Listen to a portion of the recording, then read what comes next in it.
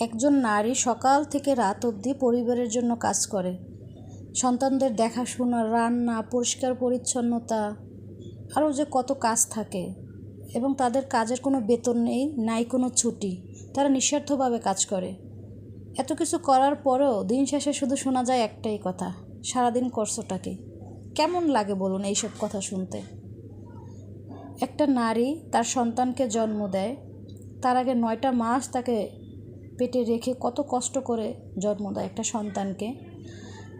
জন্মের পর রাতের পর রাত জেগে ওই সন্তানের দেখাশোনা, লালন পালন করা, বাচ্চার খাওয়া দাওয়া, সারাদিন কাজ করার পরে একটু বিশ্রাম না পেয়ে আবার সেই সন্তানকে কোলে নেওয়া।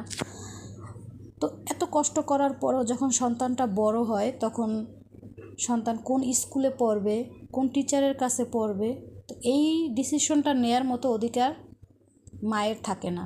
তখন এইগুলোর ডিসিশন নেয় তার বাবা। অথচ একজন মাই কিন্তু তার সন্তানের প্রথম হাতে খড়ি শিখাইছে। সরেয়া সরেয়া ক খ এগুলো কিন্তু মাই শিখায়। কিন্তু তারপরও মায়ের সে অধিকার থাকে না সন্তানকে তার পছন্দের স্কুলে, পছন্দের কোচিংয়ে পড়ানোর। তবে সব পুরুষ কিন্তু এক না, আমি সবার কথা বলছি না। 50% আছে এরকমের, আবার 50% পুরুষ আছে যারা তার স্ত্রীর কষ্ট বোঝে। আমরা স্ত্রীরা কি চাই?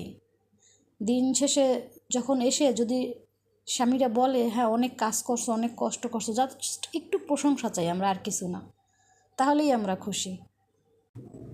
যাই হোক, আজকে ইলিশের মাথা দিয়ে এই পুঁই শাক রান্নাটা আপনাদের কাছে কেমন লাগছে অবশ্যই কমেন্টসে জানাবেন। আর এই পর্যন্ত যারা আমার ভিডিওটা দেখছেন তাদেরকে অসংখ্য ধন্যবাদ। আপনাদের যদি আমার এই ভিডিওটা ভালো লাগে তাহলে লাইক এবং সাবস্ক্রাইব করতে ভুলবেন না।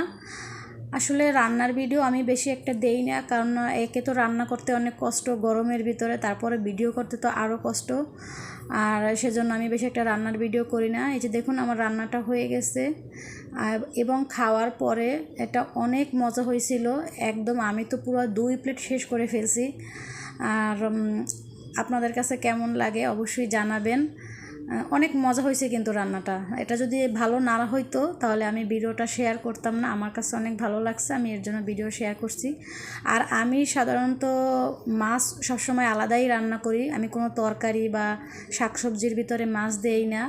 তো সবাই ভালো থাকবেন, আল্লাহ হাফেজ।